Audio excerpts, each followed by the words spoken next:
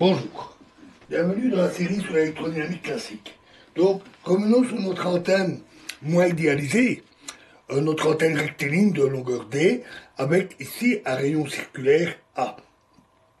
Si on se place dans la jauge de Lorentz, et si la dépendance harmonique de A par rapport au temps a pour fréquence oméga, le potentiel scalaire et le champ électrique sont alors donnés par phi de x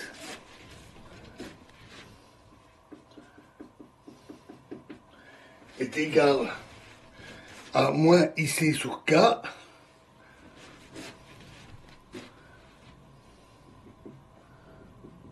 nabla A et E de X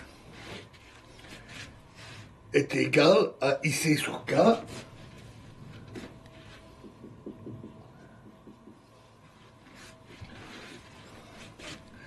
fois nabla A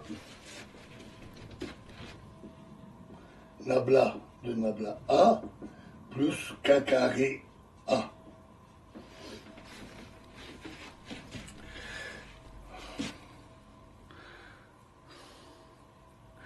Lorsque A égale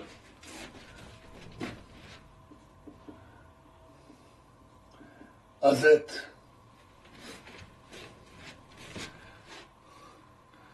de X fois Z, donc il n'a qu'une seule composante le long de l'antenne, puisque le rayon est petit, la composante Z du champ électrique s'écrit EZ de X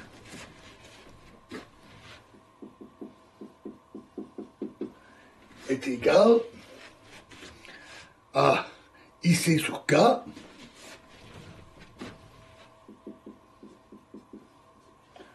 fois D2 sur DK carré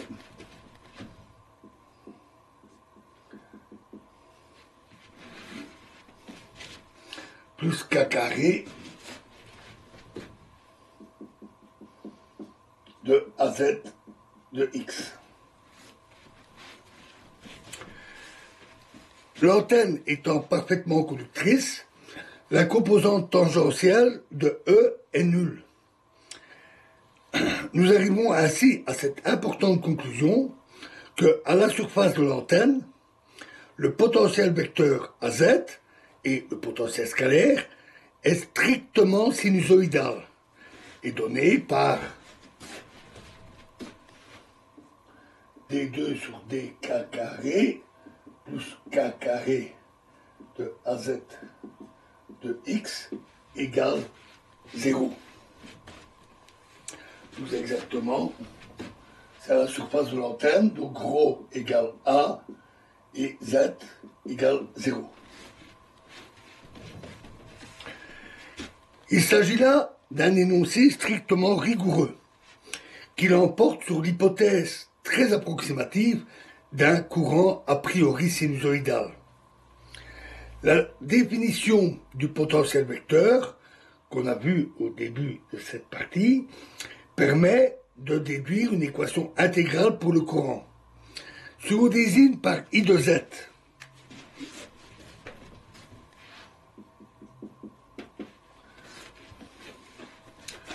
Le courant s'écoulant dans la direction Z. La définition du potentiel vecteur donne alors, pour l'expression de AZ à la surface de l'antenne, AZ de ρ égale A Z est égal à mu0 sur 4pi fois l'intégrale de Z0 à Z0 plus D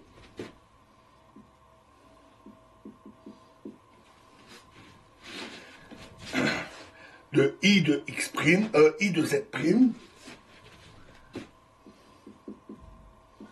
K, grand K, Z moins Z prime, DZ prime, avec K, donc grand K de Z moins Z prime, égale à 1 sur pi intégrale de 0 à pi de l'exponentielle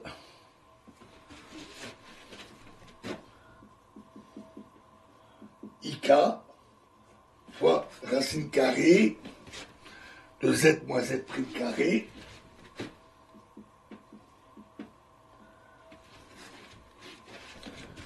plus 4a carré sinus carré bêta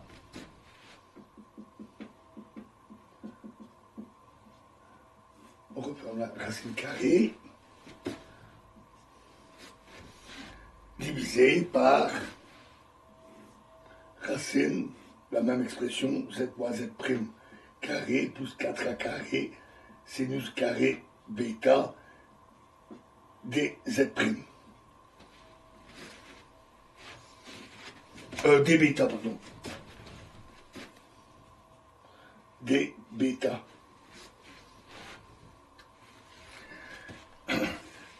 K, grand K, est la moyenne azimutale de la fonction de Green, E exposant IKR sur R.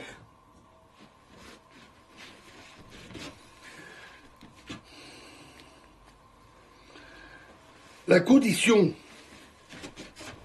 donnée par l'équation différentielle entraîne alors l'équation intégro-différentielle 0 égale d2 sur dz carré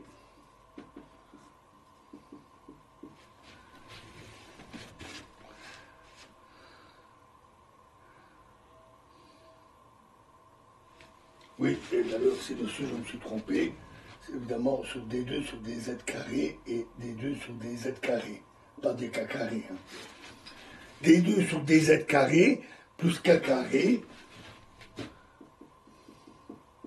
de l'intégrale de z0 à z0 plus d de iz'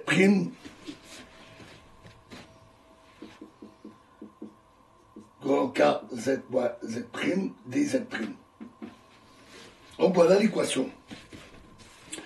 Alors on peut soit résoudre cette équation différentielle par rapport à l'intégrale, soit de manière équivalente résoudre l'équation différentielle ici et identifier le résultat AZ de ρ égale A et Z à l'intégrale qui figure ici.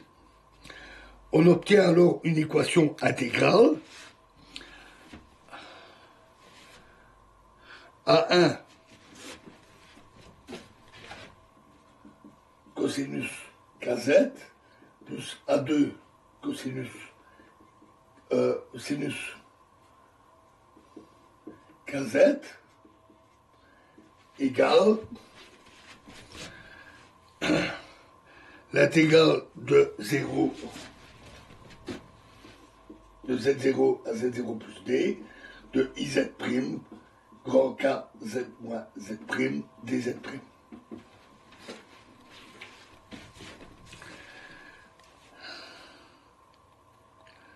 Les constantes A1 et A2 sont déterminées par la procédure d'excitation et par les conditions limites. En l'occurrence, le courant I de Z est nul aux extrémités de l'antenne.